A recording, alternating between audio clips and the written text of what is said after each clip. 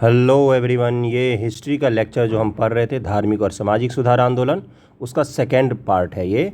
एक पार्ट में कंप्लीट नहीं हो पाता, वीडियो काफ़ी बड़ा हो रहा था, इसलिए मैंने दो पार्ट में कर दिया। पिछले पार्ट में हमने आर्य समाज, ब्रह्म समाज और इंट्रोडक्शन का सेक्शन कंप्लीट किया था। यह रामकृष्ण आंदोलन से आज हम पढ़ेंगे, जो वहाँ के कलकत्ता के थे रामकृष्ण परमहंस जी, उनका आंदोलन से पढ़ेंगे। आप पिछला लेक्चर जाके पहले ज़रूर देखना, तभी ये लेक्चर आपको पूर्ण रूप से समझ में आएगा। ओके, इस वीडियो में हम लोग सेकेंड पार्ट में पूरा कंप्लीट कर देंगे। तो इसमें है कि रामकृष्ण आंदोलन में कि ब्रह्म समाज का उपदेशात्मक युक्तिवाद कई लोगों को बहुत प्रिय नहीं लगा। उपदेशात्मक जो युक्तिवाद था ब्रह्म समाज का कि मूर्ति पूजा मत करो, मूर्ति पूजा मत करो, है ना। उसके बाद से जात पात को मत मानो, तो ये तो रामकृष्ण परमहंस भी बोलते थे। वो बोलते थे कर्मकांड बिल्कुल ही गलत है। लेकिन रामकृष्ण परमहंस जी ने क्या बोला कि धर्म जो है वो सामान्य जनता इतने सारे रिस्ट्रिक्शन के साथ फॉलो नहीं कर सकती है। उसको अगर मूर्ति पूजा वो नहीं छोड़ सकती, पिछले हज़ारों साल से होता आया है। तो इन्होंने एक अलग तरह का विचार चलाया जो है रामकृष्ण आंदोलन। रामकृष्ण परमहंस 1834 से 86 कलकत्ता की एक छोटी सी बस्ती में एक मंदिर के पुजारी थे। कलकत्ता काली मंदिर है, बहुत ही फेमस, वहीं के पुजारी थे। उनकी भारतीय विचारधारा संस्कृति में पूर्ण आस्था थी, परंतु वे सभी धर्मों को सत्य मानते थे। उनके अनुसार कृष्ण, हरि, राम, ईसा, अल्लाह सब एक ईश्वर के भिन्न भिन्न नाम हैं। वो बोलते थे कि ईश्वर तो एक ही है, उन्हीं के अलग अलग नाम हैं। ईश्वर एक ही है, ईश्वर दो कैसे हो सकता? अगर दो ईश्वर होते तो हम जैसे इंसान लड़ते हैं दो धर्म के नाम पर, तो ईश्वर भी दो धर्म के नाम पर लड़ते कि मेरा धर्म बढ़िया है तो तुम्हारा धर्म बढ़िया है ना। तो ऐसा तो नहीं होता ना। तो इन्होंने क्या बोला कि सारे धर्मों में एक ही है जो भिन्न भिन्न नाम से जाने जाते हैं। वो मूर्ति पूजा में विश्वास रखते थे, उसे शाश्वत सर्वशक्तिमान ईश्वर को प्राप्त करने का एक साधन मानते थे। बोलते थे कि बिना मूर्ति के पूजा करना लोगों के लिए मुश्किल होता है। चलो भाई, बड़े बड़े फिलोसफर जो हैं वो कर सकते, राजा राम मोहन राय जी कर सकते हैं या आर्य समाज वाले लोग कर सकते हैं, लेकिन सामान्य पब्लिक नहीं कर सकती बिना मूर्ति के पूजा। उसको कोई ना कोई संकेत चाहिए कि कोई मूर्ति हो जिसको वो हर चीज़ अपना समर्पित कर सके। परंतु वह चिन्ह और कर्मकांड की अपेक्षा आत्मा पर अधिक बल देते थे। रामकृष्ण आंदोलन वह ईश्वर प्राप्ति के लिए उसके निस्वार्थ और अनन्य भक्ति में आस्था रखते थे। उन्होंने तीन प्रकार की, कौन कौन सा तीन प्रकार, तीनों याद रखना, तांत्रिक, वैष्णव और अद्वैत साधना की, और अंत में निर्विकल्प समाधि की स्थिति को प्राप्त कर लिया। उन्हें अब लोग परमहंस कहने लगे थे, है ना। तांत्रिक, वैष्णव और अद्वैत। अद्वैत किनका है फिलॉसफी? शंकराचार्य। शंकराचार्य जी हैं जिनका जन्म 750 से 780 के बीच में हुआ था। जब मध्यकाल का भक्ति आंदोलन हम पढ़ते हैं तो शंकराचार्य जी से शुरू होता है। तो उन्होंने ही अद्वैत का दर्शन दिया था, यानी कि ब्रह्म एक है, ब्रह्मम सत्यम जगत मिथ्या, ब्रह्म ही सत्य है, बाकी पूरा जगत मिथ्या है ना। और अल्टीमेट गोल क्या होता है किसी भी आत्मा का? कि वो ब्रह्म में अपने आप को विलीन कर सके। यही था अद्वैतवाद, कि ब्रह्म जो है उसी में सबको मिलना है जाके, एक ही चीज़ है जो अलग अलग है। मोक्ष का मतलब होता है खुद को ब्रह्म से मिला देना। परंतु उनकी शिक्षाओं को लोग व्याख्या को साकार करने का श्रेय स्वामी विवेकानंद, जिनका पहला नाम नरेंद्रनाथ दत्त था, को ही मिला। रामकृष्ण परमहंस का सौभाग्य और विवेकानंद जी का सौभाग्य कि उनको रामकृष्ण परमहंस जैसा गुरु मिला, और रामकृष्ण परमहंस जी का सौभाग्य कि उनको विवेकानंद जैसे शिष्य मिले 1862 से 1902 ईस्वी तक, है ना। मात्र कुछ ही साल जिए ये विवेकानंद जी। उन्होंने इस शिक्षा का साधारण भाषा में वर्णन किया। ये जो बड़ी बड़ी बातें थी, वेदांत की बातें, अद्वैतवाद की बातें, ये लोगों को समझ में नहीं आती थी। तो उन्होंने क्या किया? साधारण भाषा, लोगों की भाषा को अपनाया, है ना। साधारण भाषा में लोगों को बताया कि देखो भाई वेदांत क्या होता है या अद्वैतवाद क्या होता है ना। उन्होंने इस शिक्षा का साधारण भाषा में वर्णन किया। स्वामी विवेकानंद इस नवीन हिंदू धर्म, न्यू हिंदुइज्म के प्रचारक के रूप में उभरे। उन्होंने 1893 में शिकागो में हुए धर्म संसद में भाग लिया और अपनी विद्वतापूर्व विवेचना द्वारा लोगों को बहुत प्रभावित किया। जब 1893 में इन्होंने, विवेकानंद जी ने शिकागो में अपना भाषण दिया, my brothers and sisters of America, तो उसके बाद यूरोप को और पश्चिमी दुनिया को पता चला कि हम लोग जिन पर राज करने की बात करते हैं, हम लोग जिनको हीन समझते हैं, वास्तविकता में वो कौन लोग हैं, है ना। जो अमेरिका का एक बहुत ही फेमस न्यूज़पेपर था, उसने विवेकानंद जी के भाषण के बाद लिखा कि हम लोग यानी कि पश्चिम के लोग, हम उनका धर्म परिवर्तन कराने की चेष्टा कर रहे हैं जिनके पास इतना कुछ है ना। तो ये मूर्खतापूर्ण है कि उनका धर्म परिवर्तन करवाया जाए। अगर आपको मौका मिले तो 1893 का आपको भाषण मिल जाएगा, पढ़ना, जाके सुनना, यूट्यूब पर मिल जाएगा। उनके भाषण का तत्व यह था कि हमें भौतिकवाद और आध्यात्मवाद के बीच एक स्वस्थ संतुलन स्थापित करना होगा। भौतिकवाद भी ज़रूरी है, मटेरियलिस्टिक वर्ल्ड भी ज़रूरी है, लेकिन आध्यात्म भी ज़रूरी है। वह समस्त संसार के लिए एक ऐसी संस्कृति की परिकल्पना करते थे जिसमें पश्चिम का भौतिकवाद और पूर्व का आध्यात्मवाद का ऐसा सामंजस्यपूर्ण मिश्रण हो जाए जो समस्त संसार को प्रसन्नता दे सके। पश्चिम का भौतिकवाद जो होता है, मटेरियलिस्टिक वर्ल्ड जो होता है पश्चिम का, और पूर्व यानी कि पूर्वी का भारत, चीन, इन सब का आध्यात्म, है ना। इन दोनों को उन्होंने बोला कि इन दोनों का समन्वय से ही विश्व का कल्याण हो सकता है। स्वामी जी ने हिंदू धर्म की इस पक्ष की मुझे मत छेड़ो कि बहुत भर्त्सना की। उनके अनुसार हिंदू धर्म अब केवल खान पान तक ही सीमित रह गया था। वह निर्धनों के धनिकों द्वारा शोषण पर धर्म की चुप्पी से बहुत अप्रसन्न थे। वो बोलते थे कि निर्धन लोगों का जो शोषण हो रहा है अमीर लोगों द्वारा, वो गलत है। आपको पता होना चाहिए कि जब विवेकानंद जी भारत के बाहर जाते थे तो वो भारत के धर्म की इतनी तारीफ़ करते थे कि लोग मंत्र मुग्ध होकर उनको सुनते थे। लेकिन जब वो भारत आते थे तो भारत के लोगों को बहुत लताड़ लगाते थे कि तुम्हारे धर्म में जात पात है, तुम्हारा धर्म इस तक सिमट गया है कि मुझे क्या खाना है क्या नहीं खाना है। ये बोलते थे कि मैं उस धर्म का क्या करूं जो जीते जी तो मुझे रोटी नहीं दे सकता और मरने के बाद स्वर्ग की बात करता है ना। एक बार उन्होंने कहा कि मैं उस व्यक्ति को ही महात्मा मानता हूँ जो निर्धनों के लिए रो देता है, नहीं तो वह दुरात्मा है। जब तक लाखों लोग भूखा और अज्ञान का जीवन व्यतीत करते हैं, मैं उस प्रत्येक व्यक्ति को देशद्रोही मानता हूँ जिसने विद्या तथा ज्ञान तो उनके व्यय पर प्राप्त किया है और अब उनकी रत्ती भर भी परवाह नहीं करता है। इसलिए उनके अनुसार ईश्वर की पूजा मानवता के सेवा द्वारा ही की जा सकती है। इसलिए उन्होंने हिंदू धर्म को एक नवीन सामाजिक उद्देश्य प्रदान किया कि मानवता की सेवा ही किसी भी धर्म में पूजा माना जाएगा, चाहे वो हिंदुइज्म हो, चाहे वो इस्लाम हो, चाहे वो जैनिज्म हो या कोई भी धर्म हो। मानवता से बड़ा कोई भी धर्म नहीं होगा।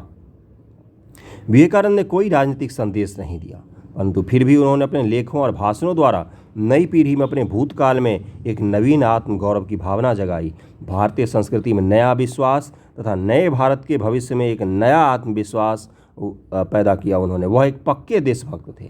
एक बार सुभाष बोस ने क्या कहा था कि जहाँ तक बंगाल का संबंध है, हम विवेकानंद को आधुनिक राष्ट्रीय आंदोलन का आध्यात्मिक पिता कह सकते हैं। तो ये पीसीएस में पूछता है कि आध्यात्मिक पिता किसको कहते हैं, तो विवेकानंद जी को। और यूपीएससी क्या पूछेगा कि ये स्टेटमेंट दे देगा कि जहाँ तक बंगाल का संबंध है, हम विवेकानंद को आधुनिक राष्ट्रीय आंदोलन का आध्यात्मिक पिता कह सकते हैं। ये स्टेटमेंट किनका है, तो सुभाष चंद्र बोस जी का है।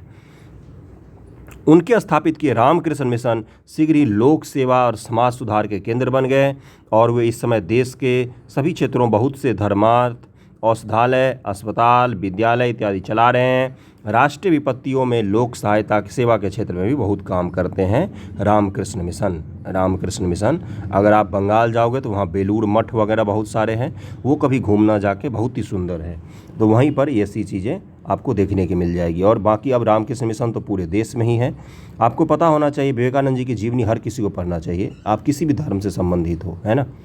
भारत के बारे में बहुत कुछ आपको पता चलेगा। विवेकानंद जी जब शुरू में अपने विचार देते थे, मैं थोड़ा सा बता देता हूँ उनके बारे में, तो लोग कई बार तो उनको पत्थर मारते थे कि ये आदमी पागल हो गया है, ये क्या बोल रहा है क्या नहीं, है ना। वो विवेकानंद जी का बचपना बहुत ही लाड़ प्यार से बीता है। अगर आपने पढ़ा होगा तो अमीर ख़ानदान से थे, बहुत सारे भाई बहन भी थे उनके, है ना। तो बाद में लेकिन जब उन्होंने पूरे दुनिया में उनका नाम कमाया, क्या बोला जाता है इतिहास में कि जब पश्चिम भारत पर उपनिवेशवाद थोप दिया था, पश्चिम ने हम पर, यूरोप ने, यूके, ब्रिटेन ने, उस समय हमने पूरे यूरोप को आध्यात्मिक उपनिवेशवाद में बांध दिया। यानी कि हमने अपना आध्यात्मिक उपनिवेशवाद पूरे यूरोप और अमेरिका तक में फैला दिया। उन्होंने अपना आर्थिक उपनिवेशवाद भारत में थोपा हुआ था, हमने कौन सा थोपा? आध्यात्मिक उपनिवेशवाद, है ना। तो ये याद रखना आप लोग। अगला है थियोसॉफिकल सभा, थियोसॉफिकल सोसाइटी, बहुत ही इंपॉर्टेंट है ये। भारत में समाज सुधार आंदोलन में इसका बहुत बड़ा योगदान है। थियोसॉफिकल सोसाइटी उन पश्चिमी विद्वानों द्वारा आरंभ की गई थी जो भारतीय संस्कृति और विचारों से बहुत प्रभावित हुए थे। 1875 में मैडम HP ब्लावेत्स्की, 1831-1891 तक ये जीवित रहीं, और 1813 से 91 एक जर्मन रूसी रक्त की महिला ने इस सोसाइटी की नींव अमेरिका में रखी। कहाँ पर इसकी नींव रखी गई थी? अमेरिका में, मैडम HP ब्लावेत्स्की। तदंतर कर्नल MS अलकॉट भी उनसे जा मिले। 1882 में उन्होंने अपनी सोसाइटी का मुख्य कार्यालय मद्रास नगर के समीप एक बस्ती अड्यार में स्थापित किया। तो मद्रास के समीप कहाँ पर स्थापित किया? अड्यार में। पहली बात, इन दोनों का नाम याद रखना। 1875 में मैडम HP ब्लावेत्स्की और कर्नल MS अलकॉट। 1875 में और क्या हुआ था? अगर आपने पिछला लेक्चर देखा होगा तो जरूर देखना। आर्य समाज का गठन हो गया था, है ना। 1863 में क्या हुआ था? एक बार रिवाइज करते हैं हम लोग। 1863 में स्वामी दयानंद सरस्वती जी ने पाखंड खंडनी पताका लहराया था आगरा में, है ना। और आर्य समाज का हेडक्वार्टर पहले कहाँ था? बम्बई में स्थापित किया गया था, और फिर लाहौर इसका हेडक्वार्टर हो गया था। लाहौर जो अभी वर्तमान पाकिस्तान में है, वहाँ पर। तो 1875 में और क्या हुआ? थियोसॉफिकल सभा का गठन हो गया। कहाँ पर? अमेरिका में नींव रखी गई। 1882 में कहाँ पर ये आ गए? अड्यार में, मद्रास में। इस समाज के अनुयायी ईश्वरीय ज्ञान, आत्मिक हर्षोन्माद और अंतर ज्ञान द्वारा प्राप्त करने का प्रयत्न करते थे। ये लोग पुनर्जन्म तथा कर्म में विश्वास करते थे। इस लाइन को लिख लेना कि सीधा सीधा पूछता है कि निम्न में से कौन कौन सा धर्म या कौन कौन सा समाज सुधार आंदोलन पुनर्जन्म और कर्म में विश्वास करता है? जैनिज्म, बौद्धिज्म, थियोसॉफिकल सभा, ब्रह्म समाज, ऐसे ही दे देगा आपको ऑप्शन, है ना। या थियोसॉफिकल समाज के बारे में जब पूछा जाता है, या आर्य समाज या ब्रह्म समाज के, तो इनके विचारों के ऊपर ज़्यादा फोकस किया जाता है। UPSC की बात कर रहा हूँ मैं। बाकी PCS में क्या पूछा जाता है? PCS में तो आपको फैक्ट पूछेंगे, नाम इनके कब स्थापित हुआ कब नहीं। लेकिन UPSC में पहला स्टेटमेंट देगा कि थियोसॉफिकल सभा की स्थापना अड्यार में हुई थी, है ना, अड्यार में। दूसरा देगा कि ये कर्म और पुनर्जन्म में विश्वास करते थे। तो आप कौन सा मारोगे? केवल 2 सही है। अड्यार में स्थापना नहीं हुआ था, अमेरिका में स्थापना हुआ था, है ना। ये लोग पुनर्जन्म और कर्म में विश्वास करते थे। सांख्य तथा उपनिषदों के दर्शन द्वारा प्रेरणा प्राप्त करते थे। इनका विश्वास आध्यात्मिक भ्रातृत्व भाव में था। यह आंदोलन भी हिंदू पुनर्जागरण का भाग बन गया। हिंदुइज्म से ये लोग प्रभावित थे, कर्म और पुनर्जन्म में विश्वास करते थे, उपनिषद के दर्शन से अपना ज्ञान प्राप्त करते थे। 1807 ईस्वी में कर्नल अलकॉट की मृत्यु के पश्चात, ये 1907 होगा, 1907 पश्चात मिसेज एनी बेसेंट इसकी अध्यक्षा बनी, और फिर ये आंदोलन काफ़ी लोकप्रिय हो गया। मिसेज एनी बेसेंट का भारत के स्वतंत्रता आंदोलन में बहुत बड़ा योगदान है। ये उदारवादी दल में आती थी। अपने जीवन के आरंभिक दिनों में मिसेज बेसेंट का ईसाई मत से विश्वास उठ गया। उन्होंने अपने पति, जो एक पादरी थे, से तलाक ले लिया, और फिर 1882 में वह थियोसॉफिकल सोसाइटी के संपर्क में आई। 1889 में वह इसमें औपचारिक रूप से सम्मिलित हो गई। 1891 में मैडम ब्लावेत्स्की की मृत्यु पर वे भारत आई। वह भारतीय विचार और संस्कृति से भली भांति परिचित थी, और जैसा उनके भगवत गीता का अनुवाद से प्रतीत होता है, तो इससे हमें क्या एक और फैक्ट मिला कि एनी बेसेंट जी ने भगवत गीता का अनुवाद भी किया हुआ है। वह वेदांत में विश्वास रखती थी। तो वेदांत में विश्वास रखने वाले 2 लोग अभी हमें मिले हैं। कौन कौन से? एक विवेकानंद जी और एक एनी बेसेंट जी। वे वेदांत विश्वास रखती थी। मैडम ब्लावेत्स्की का मुख्य बल अलौकिकवाद पर था, आध्यात्मिकता पर नहीं, है ना। अलौकिकवाद पर इनका ज़्यादा बल था। मिसेज बेसेंट को मन और प्रकृति को जोड़ने वाला एक पुल मिल गया। सनय सनय वह हिंदू धर्म में परिवर्तित हो गई। न केवल विचारों से, अपितु वस्त्र, भोजन, मेल मिलाप, सामाजिक शिष्टाचार से भी संपूर्ण रूप से उन्होंने हिंदुइज्म को अपना लिया। मैडम एनी बेसेंट जी ने। भारत में थियोसॉफिकल सोसाइटी उनकी देखरेख में हिंदू पुनर्जागरण आंदोलन बन गई। उन्हें भारत के प्राचीन धर्म में अगाध विश्वास था, जिसके फलस्वरूप लोगों में एक आत्मविश्वास और राष्ट्र निर्माण की भावना जागी। उन्होंने 1898 में 1898 में बनारस में सेंट्रल हिंदू कॉलेज इसको लिख के चिपका लो। सेंट्रल हिंदू कॉलेज की नींव रखी, जहाँ हिंदू धर्म और पाश्चात्य विज्ञान विषय पढ़ाए जाते थे। आगे चलकर ये 1898 में जो सेंट्रल हिंदू कॉलेज था, ये किस में बदल गया? BHU में, बनारस हिंदू यूनिवर्सिटी में बदल गया। और कौन है इनके पीछे, बदलने के पीछे? महामना मदन मोहन मालवीय, मदन मोहन मालवीय जी इसके पीछे हैं, है ना। तो जो हिंदू कॉलेज था, सेंट्रल हिंदू कॉलेज, इसकी नींव किसने रखी थी?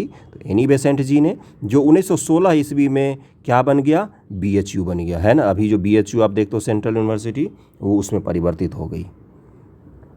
एक कथा प्रचलित हो गई थी कि मिसेज बेसेंट पूर्व जन्म में शुद्ध ब्राह्मण थी और इस कारण वह हिंदू शास्त्रों की व्याख्या करने में सिद्धहस्त थी। भारत में कथाएं बहुत जल्दी बन जाती हैं, लोकोक्तियाँ।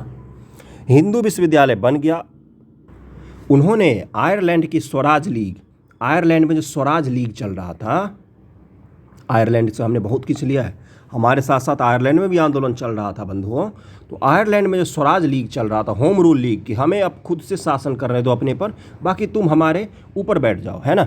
इसको सब बोलते हैं कि चलो ठीक है, तुम्हारे कब्जे में रहेगा पूरा भारत, लेकिन हम अपने देश में खुद ही शासन करेंगे। होम रूल लीग इसी को तो बोला जाता है ना। आंशिक रूप से सत्ता हमारे हाथों में के नमूने पर भारतीय स्वराज लीग बनाई, जो हम वो पढ़ते हैं। होम रूल लीग आंदोलन 1915-1916 के आसपास वो दो लोग चला रहे थे पूरे देश में, एनी बेसेंट और BG तिलक जी, बाल गंगाधर तिलक जी। BG तिलक जी का आंदोलन कहाँ तक सिमरा हुआ था? महाराष्ट्र तक। और जबकि एनी बेसेंट जी का आंदोलन पूरे देश में फैला हुआ था। इन्होंने, एनी बेसेंट जी ने होम रूल लीग को बहुत ज़्यादा चर्चित बना दिया था उस समय। थियोसॉफिकल सोसाइटी से शिक्षित हिंदुओं तथा भिन्न भिन्न मतों को मानने के लिए एक संयुक्त हर बना दिया गया। उन्होंने रूढ़िवादी परंपरा के अनुसार हिंदू धर्म की व्याख्या की और प्राचीन भावना कृण्वंतो विश्वासमयम को साकार बनाने का प्रयत्न किया। और आपको पता होना चाहिए, कांग्रेस, कोई पूछेगा कांग्रेस की प्रथम महिला अध्यक्ष कौन है, तो एनी बेसेंट जी बनी थी 1917 के अधिवेशन में, है ना। लेकिन अगर पूछेगा कांग्रेस की कोई भारतीय महिला पहली अध्यक्ष कब बनी, तो सरोजनी नायडू जी बनी थी। ओके, तो आपको पता होना चाहिए। अगला है मुस्लिम सुधार आंदोलन। ये था ऊपर हिंदू सुधार आंदोलन, मुस्लिम सुधार आंदोलन अब शुरू हो गया है। यदि पश्चिम के प्रति प्रारंभिक हिंदू प्रतिक्रिया जिज्ञासा की थी, तो मुसलमानों की प्रथम प्रतिक्रिया अपने आप को एक संकीर्ण ढकने में बंद करने और पश्चिम के प्रभाव से बचाने की थी। 19वीं शताब्दी के मध्य तक कोई भी मुसलमान इस अकेलेपन को छोड़ने को उद्यत नहीं था। 19वीं शताब्दी के मध्य तक कह रहे हैं, 1850 के आसपास तक, है ना। इस समय कौन सा आंदोलन चल रहा था? वहाबी आंदोलन चल रहा था। इन्होंने बताया एक मुख्य अंतर कि हिंदू धर्म में क्या था, कि हिंदू धर्म में था कि अपने में जो खामियां हैं उसको सुधार करो आप, है ना। लेकिन इस्लाम में जो धार्मिक आंदोलन हुए, शुरू की बात कर रहा है, अलीगढ़ आंदोलन अलग है इसमें से, शुरू की बात कर 1850 ईस्वी के आसपास। तो इस्लाम धर्म में क्या था? जो हमारा मूल इस्लाम चला आ रहा है उसको पश्चिमी के प्रभाव से बचा लो, है ना। कोई भी परिवर्तन इस धर्म में नहीं आने दो। तो ये मूल फर्क था इन दोनों में। यूपीएससी आपको स्टेटमेंट देके पूछ सकती है कि हिंदुइज्म धर्म सुधार में आंदोलन में ऐसी बात थी, इस्लामिक धर्म सुधार आंदोलन में ऐसी बात थी, पारसियों में ऐसी बात थी, है ना। ऐसे थॉट वाले क्वेश्चन तो पूछता है। वहाबी आंदोलन पहला आंदोलन आ गया है, ये बहुत ही इंपॉर्टेंट है। मेंस में भी बहुत बार पूछा है और प्री में बीपीएससी में तो खूब ही पूछता है। बीपीएससी में तो क्योंकि पटना इसका केंद्र था मुख्य। मुसलमानों के पाश्चात्य प्रभाव के विरुद्ध सर्वप्रथम प्रतिक्रिया जो हुई उसे वहाबी आंदोलन अथवा वलीउल्लाह आंदोलन के नाम से स्मरण किया जाता है। पश्चिम के प्रभाव के विरुद्ध, पश्चिम जो अपना इस्लाम पर प्रभाव दिखाने लग गया, तो उसके विरुद्ध प्रतिक्रिया हुई, जिसको किस नाम से जाना जाता है? वहाबी या वलीउल्लाह आंदोलन। वास्तव में यह पुनर्जागरण वाली आंदोलन था। शाह वलीउल्लाह 1702 से 1762, 18वीं शताब्दी में भारतीय मुसलमान को वह प्रथम नेता थे। शाह वलीउल्लाह जिन्होंने भारतीय मुसलमान में हुई गिरावट पर चिंता प्रकट की। उन्होंने मुसलमानों के रीति रिवाज और मान्यताओं में आई कुरीतियों को और ध्यान दिलाया। उन्होंने बोला कि अपने धर्म में जो कुरीतियाँ आ गई हैं उनकी तरफ ध्यान दो। उनके योगदान के मुख्य दो अंश हैं। उन्होंने इस बात पर बल दिया कि इस्लाम धर्म के 4 प्रमुख न्याय शास्त्रों में सामंजस्य स्थापित होना चाहिए। जो इस्लाम धर्म का 4 प्रमुख न्याय शास्त्र है, सरिया, हदीस वगैरह सब, मुझे नहीं पता है, मुझे माफ़ करना, मुझे इस्लाम के बारे में कम नॉलेज है, इसलिए कहीं कुछ अगर मेरे मुंह से गिर जाता है तो आप उसको ऐसे अज्ञानता की तरफ ही लेना। जिसके कारण भारतीय मुसलमान आपस में बटे हुए थे, है ना। इन्होंने क्या बोला कि जो उसका 4 न्याय शास्त्र है, इसको एक तरह का व्याख्या करो इसका, है ना। उन्होंने धर्म में व्यक्तिक अंतःचेतना पर भी बल दिया। उन्होंने कहा कि जहां कुरान और हदीस के शब्दों की कभी कभी विरोधात्मक व्याख्या हो सकती है, तो व्यक्ति को अपनी विवेचना और अंतर चेतना के अनुसार निर्णय लेना चाहिए। जो कुरान और हदीस है, इन्होंने बोला कि कई बार इनमें कॉन्ट्राडिक्शन हो सकता है कि एक दूसरे का अपोजिट दोनों बात करें।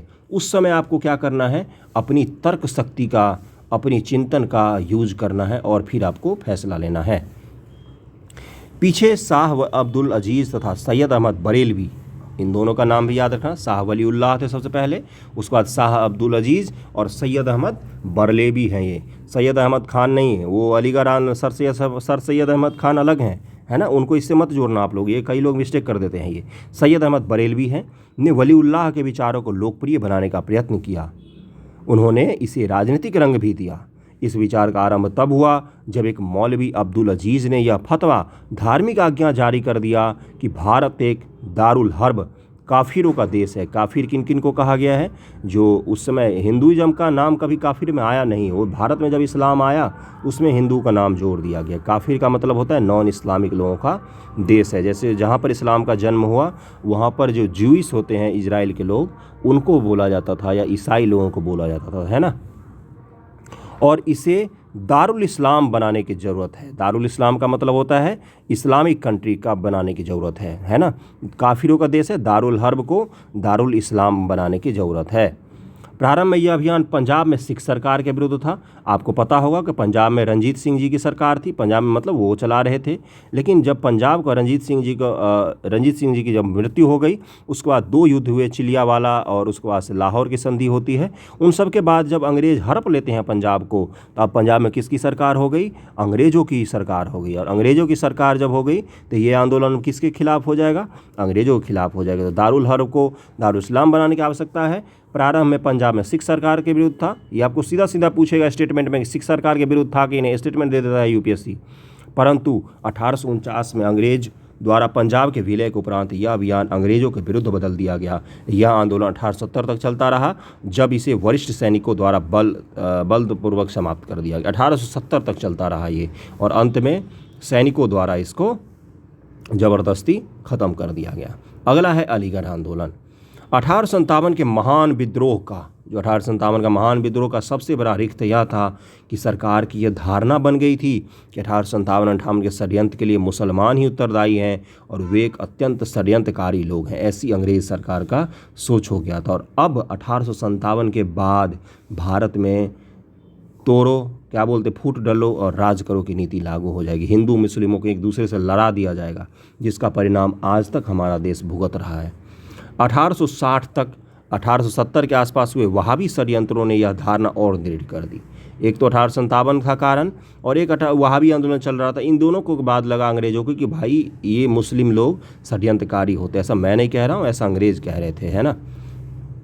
फिर 1870 के उपरांत W हंटर की इंडियन मुसलमान नाम की एक पुस्तक में सुझाव दिया गया। W हंटर की कौन सा बुक? Indian Muslims.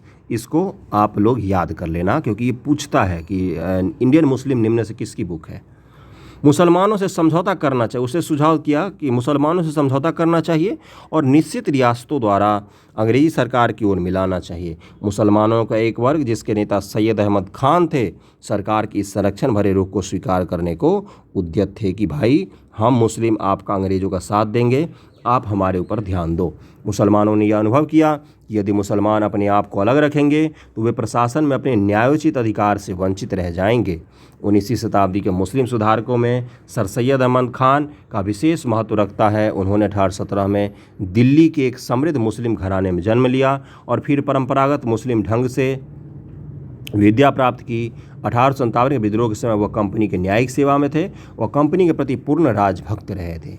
वो सर सैयद अहमद खान, जो कभी हिंदू मुस्लिम को भारत माँ की 2 आँखें कहते थे, बाद में राजनीतिक कारणों से, अंग्रेज़ों की बाँटों की नीति के कारण से इन्होंने बोला कि हिंदू और मुस्लिम देश में एक साथ रह ही नहीं सकते थे, है ना। उन्होंने मुसलमानों के दृष्टिकोण को आधुनिक बनाने का प्रयत्न किया। इन्होंने क्या बोला कि आधुनिकता को अपनाओ। इस्लाम धर्म में आधुनिकता को अपनाने पर इन्होंने बल दिया। उन्होंने चाहा कि मुसलमान लोग अंग्रेजी सरकार के तथ्य को स्वीकार करें, उनके अधीन सेवा करना आरंभ कर दें। वो अपने प्रयत्नों में बहुत सफल रहे, है ना। इसलिए आपको उसके बाद किसी बड़े मेजर आंदोलन में मुसलमान वर्ग का उतना खास योगदान नहीं दिखता है जितना 1857 के समय था, जितना वहाबी आंदोलन के समय था। हाँ, एक में ज़रूर दिखता है, जब तुर्की में वहाँ के जो वो थे उनको हटा दिया गया, तो भारत में जब शुरू हुआ था खिलाफत आंदोलन जो चल रहा था भारत में, उस समय तुर्की में क्या किया गया था, जो वहाँ का वो होते थे खलीफा को जब हटा दिया गया, तो उसके बाद भारत में खिलाफत आंदोलन चला था। इसमें आपको मुस्लिम वर्ग का बहुत बड़ा योगदान दिखता है। इसके बाद छिटपुट घटनाओं में ही दिखता है। सामान्यतः इनको अलग कर दिया गया अंग्रेज़ों के द्वारा इस आंदोलन से, है ना। जो कुछ नेता थे वो राष्ट्रवादी बने रहे, जो सर सैयद अहमद बरेलवी जी से नहीं, सर सैयद अहमद खान, इनसे जो लोग नहीं रखते थे अपना वैचारिक तौर पे समर्थन नहीं करते थे इनका, वो लोग अलग रहे, है ना। वो लोग राष्ट्रवादी आंदोलन में खूब बढ़ चढ़कर भाग लेते थे। उन्होंने इस्लाम में सामाजिक कुरीतियों को दूर करने का प्रयत्न किया। उन्होंने पीरी मुरीदी की प्रथा समाप्त करने का प्रयत्न किया। पीर लोग अपने आप को सूफी मानते थे और अपने मुरीदों को कुछ रहस्यमय शब्द देकर गुरु बन जाते थे। उन्होंने दास प्रथा को इस्लाम के विरुद्ध बताया। उन्होंने अपने विचारों का प्रचार एक पत्रिका तहजीबुल अखलाक सभ्यता और नैतिकता द्वारा किया। तहजीबुल अखलाक कम से कम 5 बार पूछा है बीपीएससी और यूपीपी से सब ने। तहजीबुल अखलाक किनकी पुस्तक है, तो ये सर सैयद अहमद खान जी का पुस्तक है। परंतु उनका सबसे महत्वपूर्ण कार्य था कुरान पर टीका लिखना।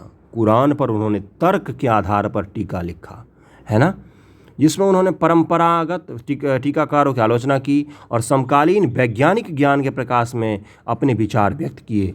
उन्होंने कुरान के अध्ययन पर बल दिया, कहा कि ईश्वरीय ज्ञान की व्याख्या ईश्वरीय कार्य द्वारा जो सबके सम्मुख है ही होनी चाहिए। तो कुरान का जो पवित्र कुरान ग्रंथ है उसका उन्होंने क्या किया, उन्होंने टीका लिखा और तर्क और आधुनिक विज्ञानवाद के आधार पर सर सैयद अहमद खान जी ने इस पर टीका लिखा। तो सर सैयद अहमद खान जी का जो सबसे बड़ा योगदान माना जाता है इस्लामिक धर्म में, वो ये है कि उन्होंने इस्लामिक धर्म में आधुनिकता को जगह देना शुरू किया। उन्होंने इस्लाम धर्म में आधुनिकता अपना जगह बनाया। जो रूढ़िवादी प्रथाएँ हैं वो छोड़ दे लोग, इसके लिए उन्होंने संघर्ष किया। उन्होंने 1857 में अलीगढ़ में एक मुस्लिम एंग्लो ओरिएंटल स्कूल आरंभ किया, जो अलीगढ़ यूनिवर्सिटी आप देखते हो, मुस्लिम एंग्लो ओरिएंटल स्कूल आरंभ किया, जहां पाश्चात्य विषय और विज्ञान मुस्लिम धर्म दोनों ही पढ़ाए जाते थे। शीघ्र ही अलीगढ़ मुस्लिम संप्रदाय के धार्मिक और सांस्कृतिक पुनर्जागरण का केंद्र बन गया। यही पौधा आगे चलकर 1920 में अलीगढ़ विश्वविद्यालय के वृक्ष के रूप में सामने आया। तो पहले कौन सा बना है, BHU या अलीगढ़? तो पहले BHU बना है 1916 में BHU बना है और 1920 में अलीगढ़ विश्वविद्यालय बना है। आप लोग ये याद रखना। देवबंद शाखा मुसलमान उलमा ने, जो प्राचीन मुस्लिम विद्या के अग्रणी थे, देवबंद आंदोलन चलाया था। यह एक पुनर्जागरण वाली आंदोलन था जिसके 2 मुख्य लक्ष्य थे, मुसलमानों में कुरान और हदीस की शुद्ध शिक्षा को प्रसार करना और विदेशी शासकों के विरुद्ध जिहाद की भावना को जीवित रखना। ओके, तो इसके क्या थे मूल, जो थी कि कुरान और हदीस की शुद्ध शिक्षा का प्रसार करना, जो कुरान और हदीस शुद्ध रूप में बोलता है उसका प्रसार करना, और विदेशी शासकों के विरुद्ध, विदेशी शासक के विरुद्ध जिहाद की भावना को लोगों में जीवित रखना। उलमा ने, जो मुस्लिम उलमा थे, मुसलमान उलमा ने मोहम्मद कासिम वनौतवी, इनका नाम याद रखना आप लोग, ये किस आंदोलन से हैं, देवबंद वनौतवी, मोहम्मद कासिम वनौतवी तथा रशीद अहमद गंगोही के नेतृत्व में देवबंद उत्तर प्रदेश के ज़िला सहारनपुर में एक विद्यालय खोला इन्होंने, है ना। कहाँ पर, सहारनपुर में आज भी है देवबंद। यह था कि मुस्लिम संप्रदाय के धार्मिक नेता प्रशिक्षित किए जाएं। देवबंद का क्या था मुख्य उद्देश्य, देवबंद जो है सहारनपुर में, कि मुस्लिम धर्म के जो धार्मिक नेता होते हैं या मौलवी होते हैं उनको प्रशिक्षित किया जाए। पाठशाला के पाठ्यक्रम में अंग्रेजी शिक्षा, पाश्चात्य संस्कृति पूर्ण रूप से वर्जित थी। अलीगढ़ आंदोलन में क्या था, पाश्चात्य संस्कार संस्कृति को मिला के वो लोग आधुनिकता पर जोर दे रहे थे, इसमें पूर्ण रूप से वर्जित थी। शिक्षा मौलिक इस्लाम धर्म की दी जाती थी। यह उद्देश्य था कि मुस्लिम संप्रदाय का नैतिक तथा धार्मिक पुनरुद्धार किया जाए। यह अलीगढ़ आंदोलन के पूर्णतया विरुद्ध था, जो पाश्चात्य शिक्षा और अंग्रेजी सरकार की सहायता से मुसलमानों का कल्याण चाहता था। इस मामले में भी भिन्नता आई। अंग्रेजी सरकार के खिलाफ जिहाद की बात करता था देवबंद आंदोलन, जबकि जो अलीगढ़ आंदोलन है वो अंग्रेजी सरकार से सहायता की बात करता था। देवबंद विद्यालय विद्यार्थियों को सरकारी सेवा अथवा सांसारिक सुख के लिए तैयार नहीं करता था, अपितु इस्लाम धर्म को फैलाने के लिए शिक्षा देता था। फलस्वरूप यहाँ भारत के भिन्न भिन्न भागों से तथा विदेश से भी विद्यार्थी आने लग गए देवबंद में। आज भी आते हैं वहाँ पर।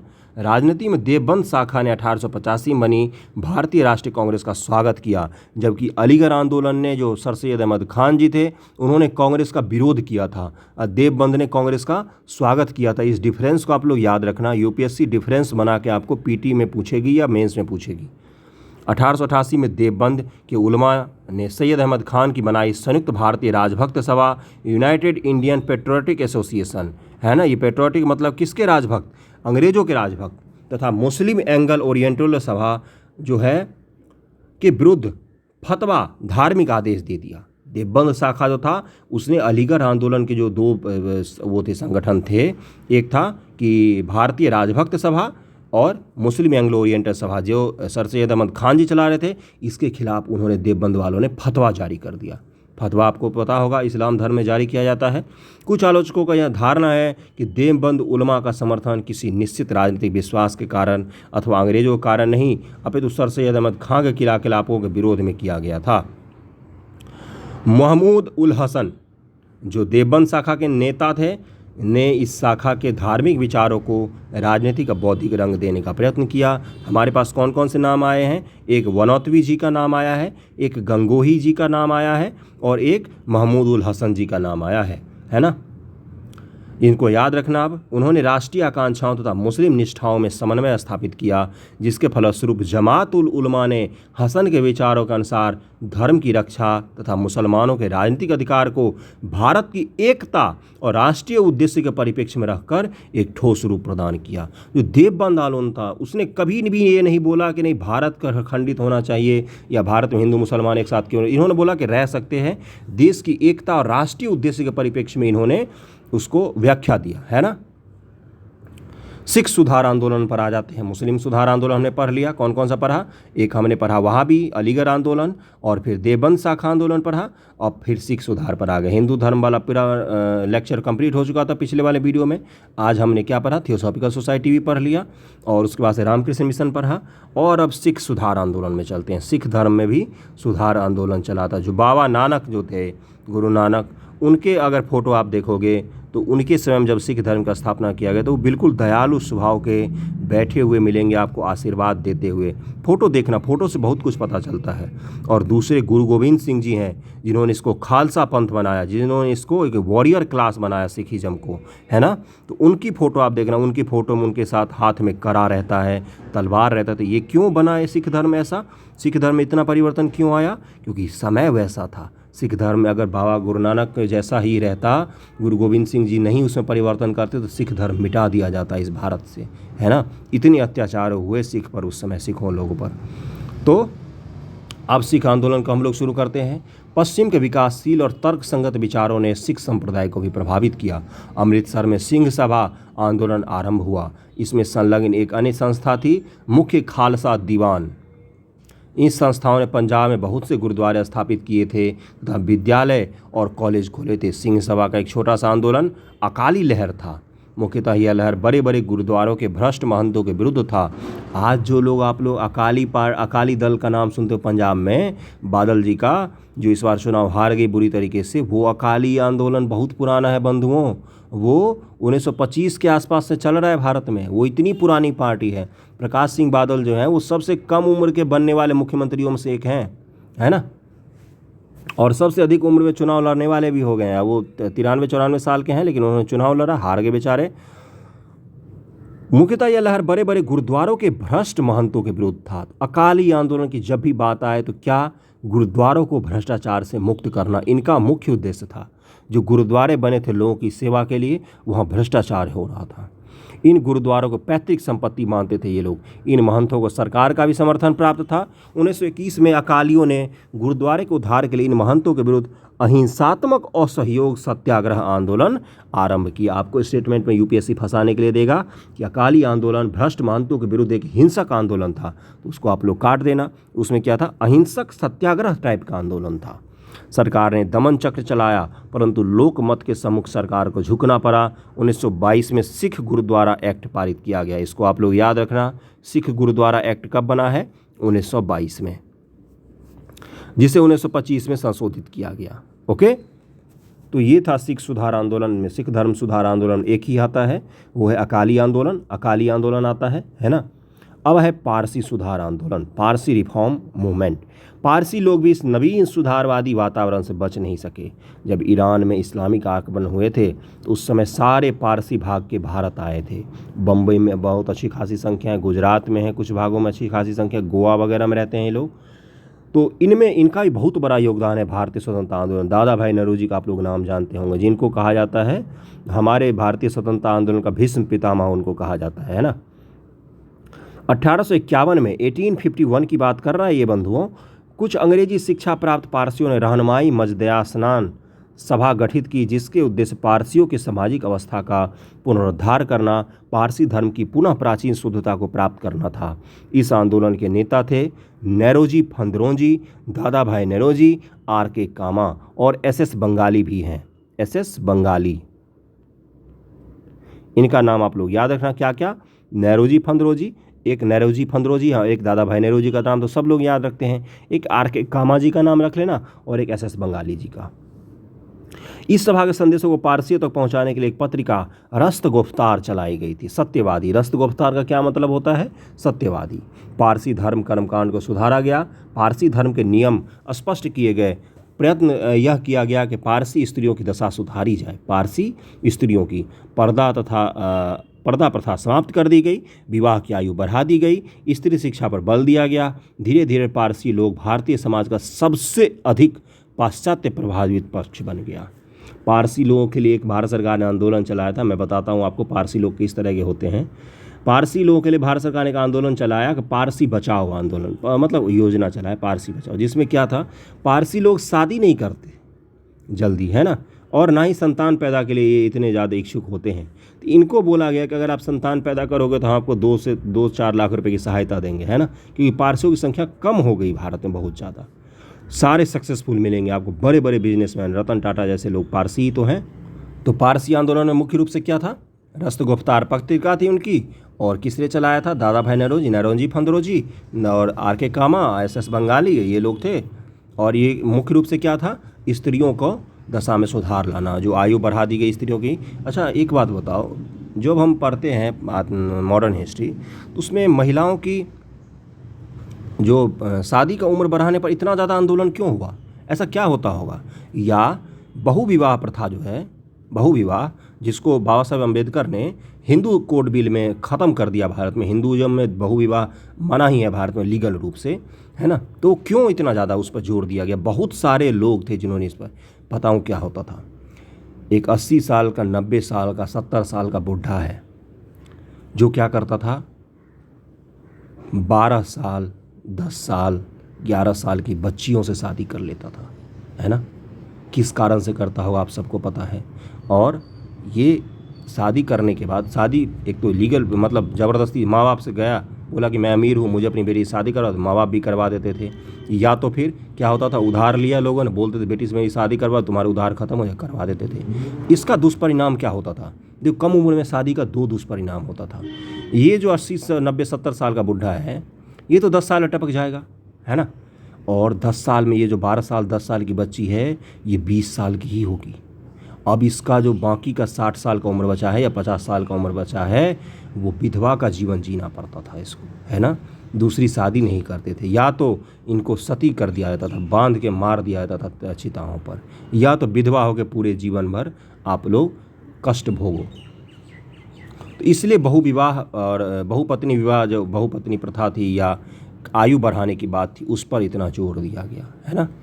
एक सिंहावलोकन, अब ओवरव्यू ले लेते हैं इसका, उसके बाद ये आंदोलन ख़त्म हो जाएगा, ये चैप्टर अभी बहुत सारा बाकी है, ओवरव्यू में बहुत सारा आएगा।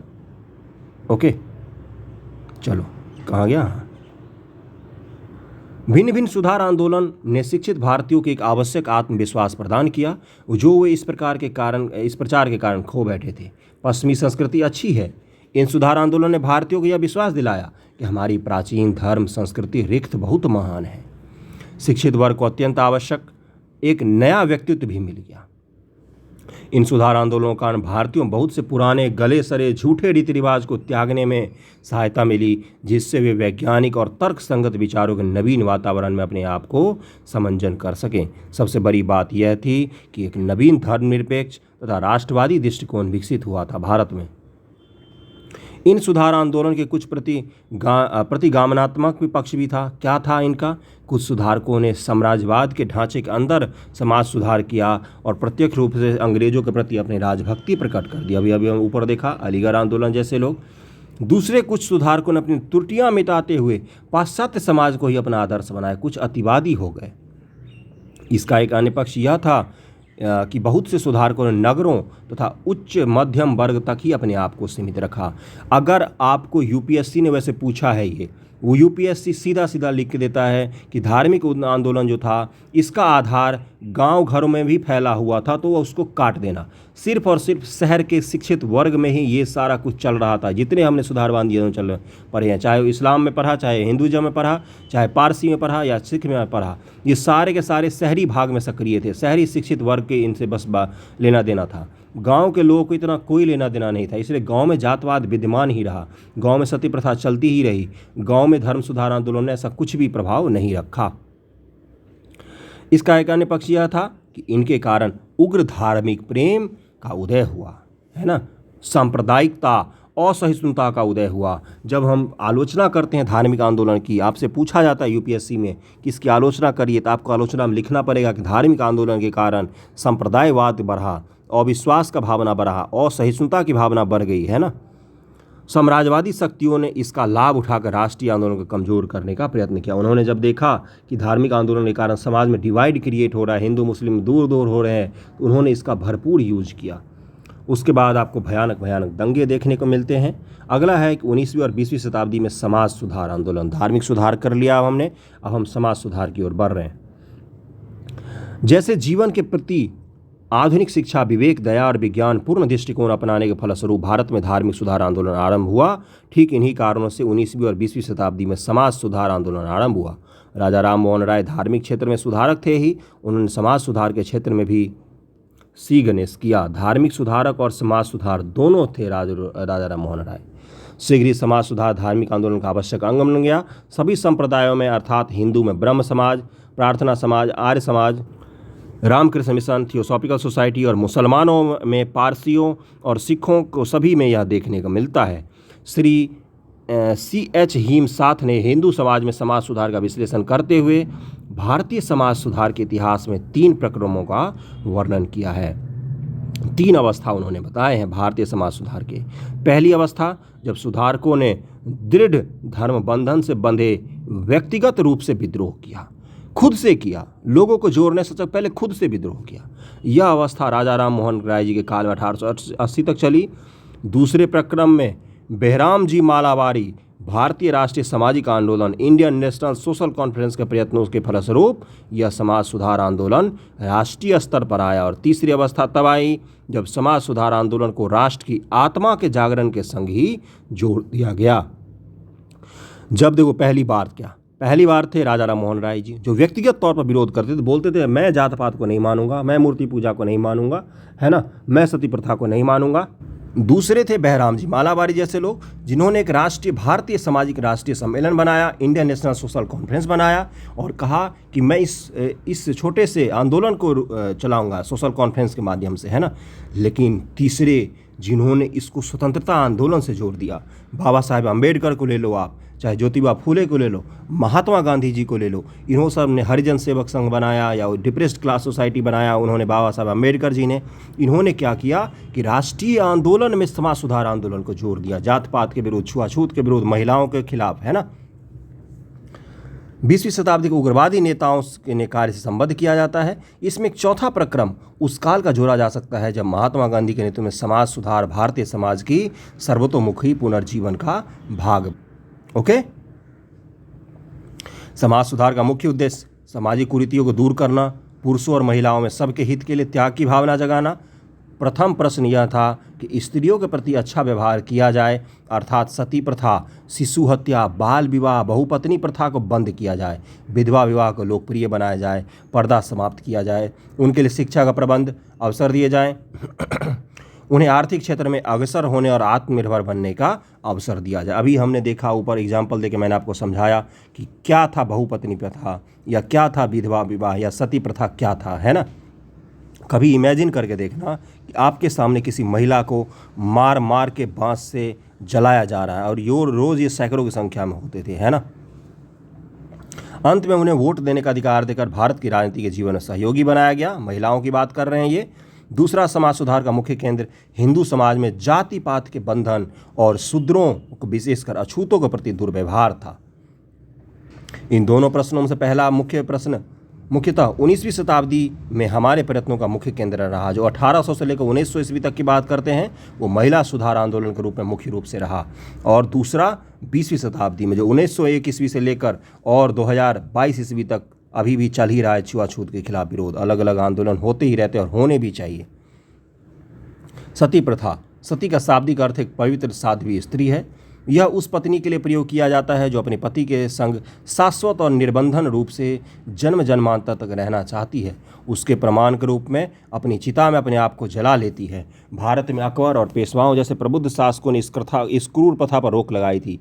अकबर ने रोक लगाने की कोशिश की थी, है ना। यद्यपि कंपनी प्रायः धार्मिक प्रथाओं के प्रति तटस्थता की नीति अपनाती थी, परंतु फिर भी कर्नवालिस, मिंटो, लॉर्ड हेस्टिंग्स जैसे गवर्नर जनरलों ने सती प्रथा को सीमित करने के प्रयत्न किए थे।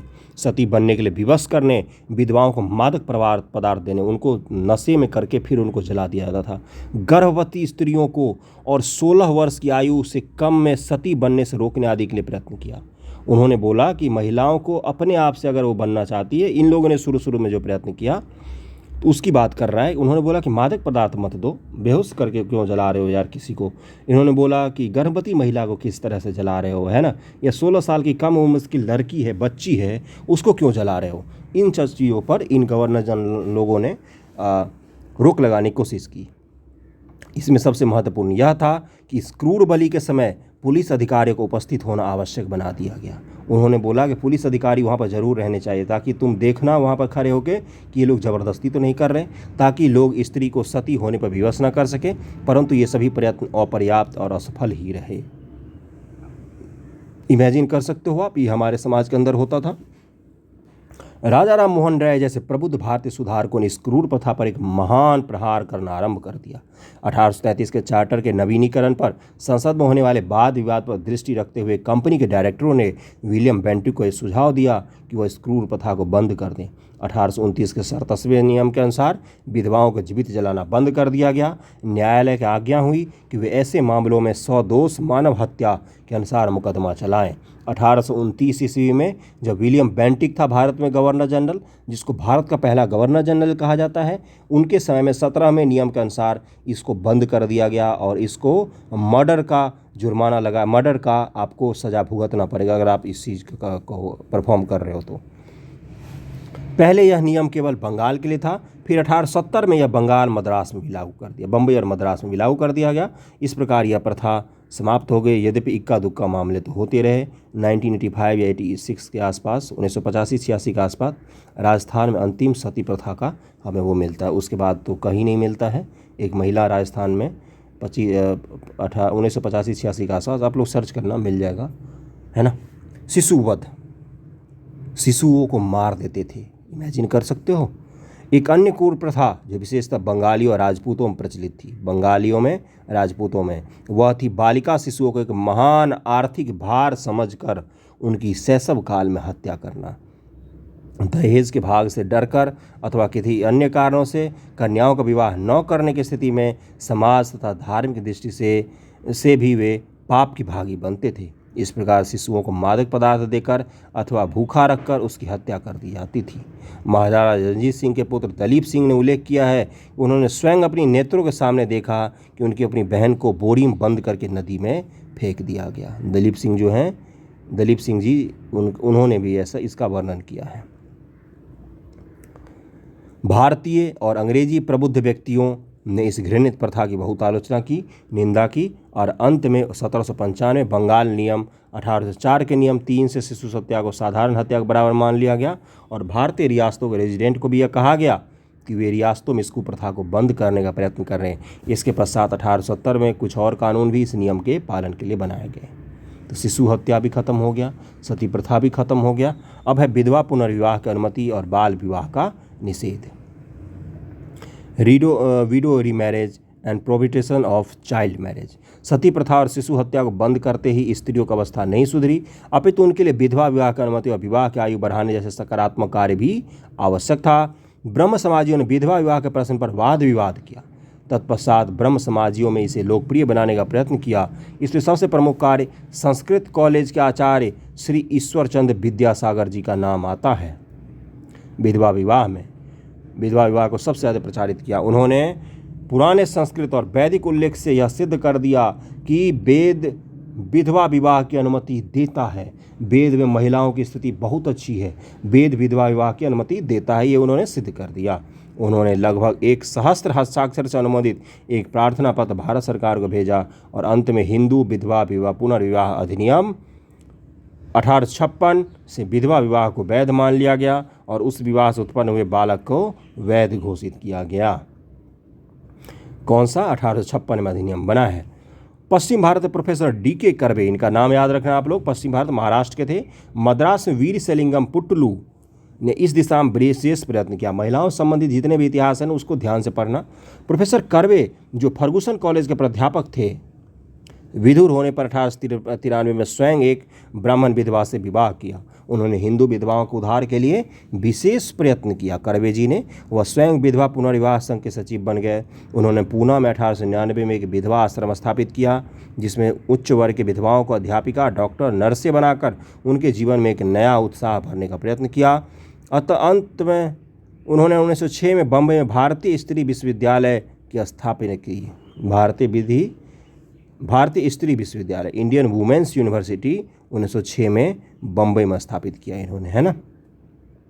D.K. कर्वे जी का नाम याद रखना, ये बहुत ही इनका योगदान है विधवाओं का पुनर्विवाह आंदोलन में। यद्यपि 1872 में कानून द्वारा, जिसे प्राय सिविल मैरिज एक्ट कहते हैं, 14 वर्ष से कम आयु की कन्याओं तथा 18 वर्ष से कम आयु के लड़कों का विवाह वर्जित कर दिया गया। 1872 में, वर्ष याद रखना, 1872 में 14 वर्ष की कम आयु का कन्या और 18 वर्ष से कम आयु के लड़के, है ना। बहुपत्नी प्रथा भी समाप्त कर दी गई, परंतु यह हिंदू, मुस्लिम तथा अन्य धार्मिक मान्यताओं धर्मावलंबियों पर लागू नहीं होता था। इसका भारतीय समाज पर कोई प्रभाव नहीं हुआ।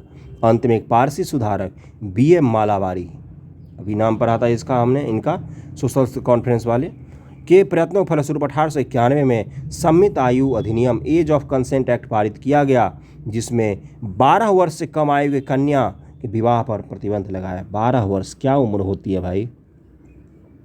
1930 में शारदा अधिनियम एक्ट द्वारा विवाह के लिए कन्या की न्यूनतम आयु 14, युवकों की न्यूनतम आयु 18 निश्चित कर दी गई। एक चीज़ मैं यहाँ पर एक फैक्ट बता दूँ, एज ऑफ कंसेंट एक्ट जो है 1891 वाला, जो B.M. मालावारी जी के प्रयासों से आया था, जिसमें 12 वर्ष कर दिया गया था और 14 वर्ष लड़का का, है ना, उसका विरोध किसने किया था? इसका विरोध किया था बाल गंगाधर तिलक जी ने। इन्होंने क्यों विरोध किया था? क्या ये कम उम्र महिलाओं के शादी के खिलाफ थे? क्या ये सपोर्ट करते थे उसको? नहीं। इन्होंने बोला था कि हम अपने समाज में सुधार के लिए कानून हम खुद से निर्माण करेंगे, आप नहीं करोगे, है ना। स्त्री शिक्षा की बात आ गई। अब 19वीं शताब्दी में हिंदुओं में एक मनगढ़ंत जनश्रुति प्रचलित थी कि हिंदू शास्त्रों में स्त्रियों की शिक्षा की अनुमति नहीं है। लोग एक दूसरे को बोलते फिरते थे भाई स्त्रियों की शिक्षा की अनुमति नहीं हिंदू धर्म ग्रंथों में, जबकि वेद लिखने में जो अपाला घोषा वगैरह का नाम आता है वो सभी स्त्रियां ही, उनमें से बहुत सारी स्त्रियां भी थी। शिक्षित स्त्री को देवता लोग वैधव्य का दंड देते हैं, मतलब विधवा बना देते हैं, ऐसा प्रचलन था। ईसाई धर्म प्रचारक, उनके उद्देश्य चाहे कुछ भी हो, पहले लोग थे जिन्होंने स्त्री शिक्षा के लिए 1819 में कलकत्ता में तरुण स्त्री सभा स्थापित की। ईसाई धर्म प्रचारकों ने तरुण स्त्री सभा 1819 में स्थापित की कलकत्ता में, परंतु वास्तविक कार्य श्री J.E.T. बेटन, जो शिक्षा परिषद के अध्यक्ष थे, ने किया। उन्होंने 1849 में कलकत्ता में एक बालिका विश्वविद्यालय स्थापित किया। पंडित ईश्वरचंद विद्यासागर बंगाल में कम से कम 35 बालिका विश्वविद्यालय संबद्ध थे। बम्बई में एलिफेस्टन संस्थान के विद्यार्थी स्त्री शिक्षा के क्षेत्र में अग्रदूत बन गए। उन्होंने विद्यार्थियों का पुस्तकालय और वैज्ञानिक सभा की स्थापना की। 1854 में सर चार्ल्स वुड के पत्र में स्त्री शिक्षा की आवश्यकता पर बहुत बल दिया गया था। कालांतर में स्त्रियों की दशा सुधारने का मुख्य बन गया शिक्षा, है ना। और ज्योतिबा फूले और उनकी पत्नी का भी नाम आता है स्त्री शिक्षा को प्रचलित करने में। ओके, दास प्रथा का अंत। भारत में यूनानी, रोमन अथवा अमेरिकन निग्रो प्रकार की दास प्रथा कभी नहीं थी। वो बहुत क्रूर था। यहाँ वैसा नहीं था। भारत में दासों की हम बंधुता मजदूरों की तुलना कर सकते हैं। मजदूर जैसे होते थे, बेगारी करते थे। भारत में दासों से अधिक मानवतापूर्ण व्यवहार होता था, जिसके पश्चात देश में कोई उदाहरण नहीं था। इस विषय में एक बार चल समिति ने यह भी लिखा कि भारत में दासों के घर के बच्चों के समान माना जाता है और वो अपनी स्वतंत्रता का स्थान पर अपनी दास्ता में अधिक प्रसन्न जीवन व्यतीत कर सकते हैं। उत्तर भारत के प्रायः घरों में काम करते थे और दक्षिण भारत में प्रायः कृषि में सहायता देते थे। उत्तर भारत में घरों में काम करते थे दास लोग और दक्षिण भारत में कृषि में सहायता देते थे। यद्यपि यूरोपीय लोग भारतीय दासों के संग उसी निर्दयता से व्यवहार करते थे जिस प्रकार यूरोप में, लेकिन यूरोप के लोग जो थे वो तो वहाँ से दास प्रथा सीख के आए थे, वो वैसा ही व्यवहार करते थे। 1833 में अंग्रेजी साम्राज्य दासता समाप्त कर दी गई। 1833 में जब विलियम बेंटिक था, 1833 के चार्टर अधिनियम में एक धारा जोड़ दी गई जिससे दासता को शीघ्रता समाप्त करने को कहा गया। 1843 में भारत में दासता अवैध घोषित कर दी गई। 1843 में 1843 में दासता अवैध घोषित की गई है और मालिकों को कोई कंपनसेशन दिए बिना ही दास स्वतंत्र कर दिए जाएंगे। बंधुआ मजदूर तो अभी तक चल ही रहे हैं। बंधुआ मजदूर नहीं खत्म हुआ था, दास प्रथा बस खत्म हुआ था। तो ये हमने कंप्लीट कर दिया। अब है इसका लास्ट वाला। 20वीं शताब्दी के सामाजिक सुधार आंदोलन की विशेषता यह है, अखिल भारतीय और प्रादेशिक स्तर पर बहुत सी संस्थाएं इस उद्देश्य से बनी थी। महादेव गोविंद नारायण ने इस समिति के उद्देश्य को लेकर 1887 में भारतीय राष्ट्रीय सामाजिक सम्मेलन इंटरनेशनल सोशल कॉन्फ्रेंस की स्थापना की थी। इनका नाम याद रखना। 1903 में बम्बई समाज सुधारक आंदोलन एसोसिएशन बनाया गया। मद्रास में मिसेज एनी बेसेंट ने एक हिंदू सम्मेलन स्थापित किया। सितंबर 1932 में अखिल भारतीय अस्पृश्य निवारक संघ all India anti untouchability league स्थापित की गई। तदंतर इसका नाम हरिजन सेवा संघ रख दिया गया। स्त्रियों ने स्वयं भी अपने अधिकारों के लिए आंदोलन के उद्देश्य से 1926 में अखिल भारतीय महिला संघ ऑल इंडिया वुमेन्स कॉन्फ्रेंस स्थापित किया गया। 1926 ईस्वी में, याद रखना इसको सारे को।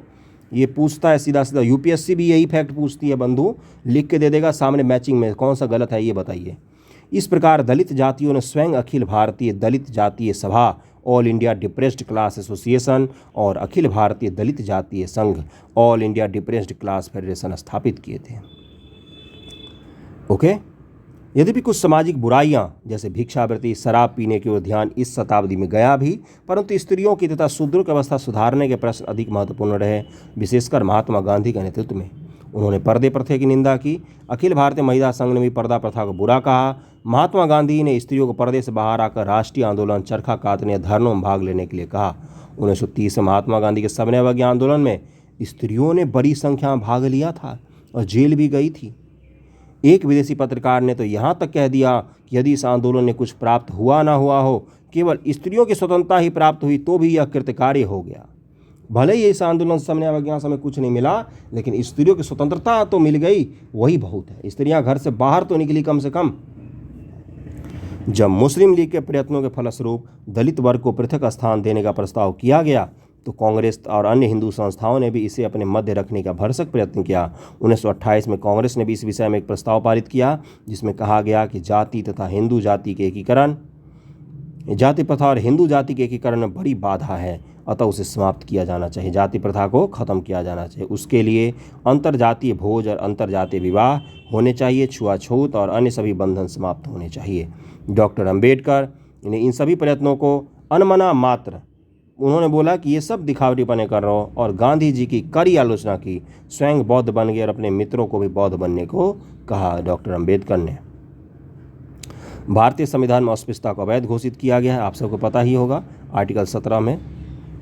ओके, तो यहाँ तक था ये सामाजिक और धार्मिक सुधार आंदोलन का दूसरा वीडियो। अब कंप्लीट हो गया। अगला हम पढ़ेंगे भारत में निम्न जातीय आंदोलन जो भारत में हुए हैं, BL ग्रोवर की बुक से कंप्लीट करेंगे।